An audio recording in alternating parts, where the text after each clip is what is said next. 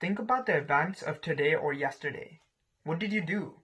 You probably woke up, brushed, showered, ate breakfast, went to classes, met up with friends maybe, did some homework, and went about your typical daily routine, right? Now, think about the moments and periods of your life that mark the most personal growth, excitement, and joy in your life.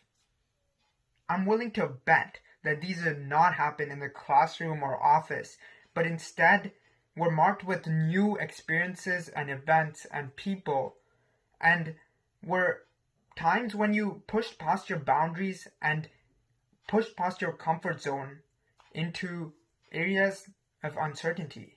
How come there's such a big gap between what we do in our everyday lives and the moments that really mark our growth and excitement?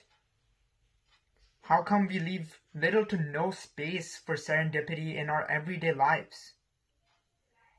I believe that by embracing uncertainty, we can make our everyday lives filled with growth and excitement and transformation. In the past, I've always chosen comfort and safety whenever faced with any sort of uncomfortable or novel situation. It was only when I started to apply the 3 L's of growth, listen, leap, and learn, that I was able to push past my comfort zone and get comfortable with discomfort. In fact, in 6th grade, I moved from my childhood home in Bangalore all the way to the strange new shores of California. Instead of facing this new situation head on, I found myself seeking comfort in the written word or my chessboard, instead of venturing into the world of people. And I told myself whatever stories that I needed to hear in order to justify this. I convinced myself that the world was against me and that I was destined to be a lone wolf. The author Neil Gaiman said that the things that I've done that worked the best were the things that I was the least certain about. The stories where I was sure they would either work or more likely be the kinds of embarrassing failures people would gather and talk about until the end of time. This shows that the moments where you're the most uncomfortable and that you are really unsure about whether they're going to work out, but have this nagging feeling and this gut instinct to do it, are moments you need to learn to recognize. Steve Jobs, in his Stanford commencement, said that when referring to a calligraphy class he took in college and how that impacted the development of the Macintosh years later, that you can't connect the dots looking forward. You can only connect them looking backward. So you have to trust that the dots will connect somehow in the future. By cultivating silence and mindfulness in my own life, I've become more and more attuned to my inner voice. By recognizing my instincts and spotting when my inner voice is pushing me to join speech and debate, or engage with peers, or post my podcast on social media, instead of pushing down and suppressing these thoughts, I've been able to bring them to the surface and act upon them. This leads to the 2nd L of growth, leap. We probably all heard the truism, look before you leap. But what if I told you that this is possibly false in 99% of cases? Instead, most of us would be better served by adopting the mindset of leaping before we look. Instead of tirelessly analyzing possibilities and waiting for the right time to act, develop a bias towards action. This is how Bill Gates and Paul Allen started Microsoft.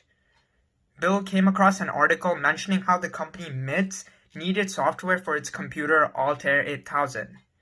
Bill and Paul immediately drafted a letter to the CEO offering software to their company. And guess what? At the time, Bill and Paul did not even have the idea for Microsoft or have any software developed. But simply by writing this letter, they received a response, and the CEO actually agreed to their offer. And this forced them to develop the software in a matter of a few weeks and just move forward with their ideas. If you want to start a clothing company, for example, the action could be as simple as letting your friends know and starting to discuss the idea with other people. They will help keep you accountable to actually reaching your goal by pushing you and making sure that you're making progress on it. For me, I'd wanted to start a podcast since probably my freshman year of high school. But I managed to convince myself that I was too busy or that no one would listen and come up with all sorts of excuses. It was only when I told friends about it and started to email guests to interview that I was forced to keep my word and launch it. Even when applying to internships or programs, whenever I hear about it, now I immediately start to draft my essays or fill out the form so that I have no excuses later on and I can't put off this action. The most common excuse that I use personally is that I'm busy for avoiding taking action on things that I'm afraid of. But as Tim Ferriss wrote, inaction and busyness is a form of laziness, lazy thinking and indiscriminate action. While I was able to find hours every week to listen to other podcasts and learn about the art of podcasting, I couldn't take an hour or two to simply record my own. It was obviously simply my insecurities holding me back, not a lack of time.